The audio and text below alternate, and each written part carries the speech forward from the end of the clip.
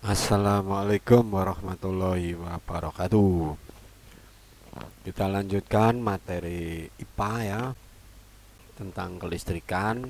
Nah, pada kesempatan ini Bapak ingin menerangkan tentang sumber arus listrik ya. Apa itu maksudnya sumber arus listrik?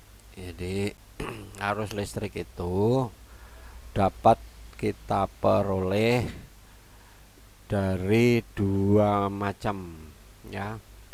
Jadi sumbernya itu adalah uh, sumber yang DC ya kan, sumber DC. Yang kedua sumber AC. DC itu adalah direct current ya, ini yang baterai gitu ya. Nah sekarang alternatif current atau arus bolak balik, ini kayak PLN gitu ya. Jadi itu merupakan sumber listrik. Nah, pembahasan pertama bahwa sumber arus itu DC atau direct current itu ya, itu biasanya ditandai dengan adanya elemen elektrokimia. Jadi ada proses kimiawi dalam menghasilkan listrik itu. Nah, maksudnya contohnya ya, itu adalah baterai. Aki itu termasuk apa namanya proses kimiawi sel volta ya. Nanti ini masalah detailnya bagaimana proses elektrokimia pada baterai, akumulator atau sel volta itu kan lebih dalam di pelajaran SMA ya. Oke, dari proses elektrokimia ini akan menghasilkan arus DC. Nah, yang perlu kamu ketahui bahwa pada elektrokimia ini mengandung elemen ya. Jadi elemen yang pertama, jadi sumber itu disebut elemen primer ya, sumber arus yang merupakan elemen primer. Artinya dia itu kalau habis tidak dapat diisi ulang ya.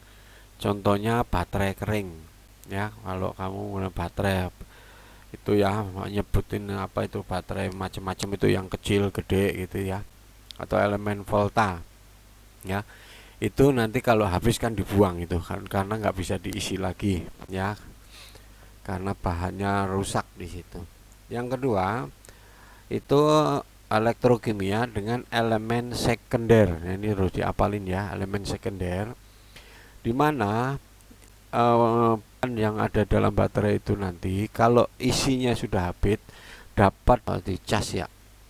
Contohnya apa? Baterion, balpon genggam itu biasanya kalau habis kan bisa diisi ya. Itu ya, dia yang harus kalian pahami. Nah, ini adalah sebagai apa namanya ringkasannya ya. DC itu, contoh DC itu apa? Jadi elemen volta. Terus elemen kering atau baterai. Yang ketiga aki itu ya, aki motor, aki mobil gitu ya. Terus solar cell. Ini solar cell itu untuk apa namanya cahaya matahari ya. Kalau elemen volta itu adalah proses kimia menjadi listrik.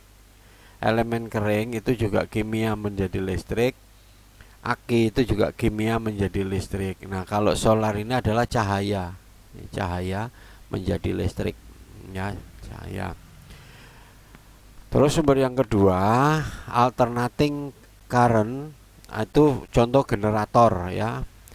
Generator itu adalah energi gerak menjadi listrik ya. Contohnya pamannya di toko-toko itu kalau mati lampu pakai ada generator itu gede gitu ya.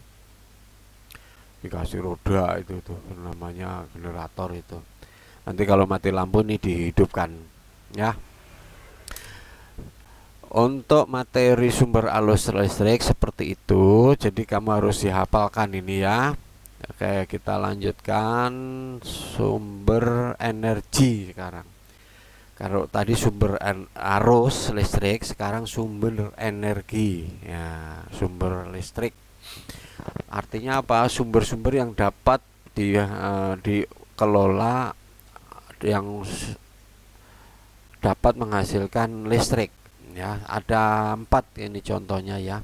Yang energi matahari, jadi sinar matahari itu tadi dirubah dari solar cell kan, jadi solar cell itu ada solar cell gitu, banyak tuh biasanya gitu ya. Solar cell nanti coba kamu browsing solar cell seperti apa. Terus yang kedua angin ya, itu berarti turbin angin ya, turbin angin, jadi baling-baling angin tuh biasanya banyak di Belanda itu. Nanti boleh kalian praktek ya sama saya. Terus energi air, jadi air ini nanti di pancurannya akan memutar turbin air ya, jadi PLTA ya. Kebanyakan di Indonesia menggunakan air ya, di bendungan-bendungan itu, bendungan-bendungan waduk gitu. Terus yang keempat adalah bioenergi ya, bioenergi ini belum banyak dilakukan.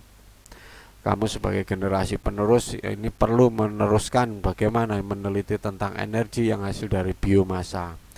Biomasa, jadi bio itu hidup, masa ya, bahan-bahan dari makhluk hidup ya, pamannya sampah itu ya, sampah tanaman itu, yang dirubah menjadi bahan bakar sehingga dapat sebagai untuk menggerakkan diesel ya kan, dengan diesel untuk memutar demo menjadi listrik gitu. Jadi ada 4 macam.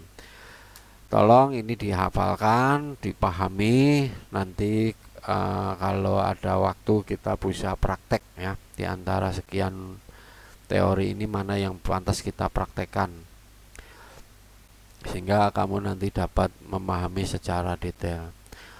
Untuk materi ini Bapak cukupkan sekian dulu, nanti kamu ringkas ulang ya, ini sumber arus listrik sama sumber energi listrik ya gitu ya di situ.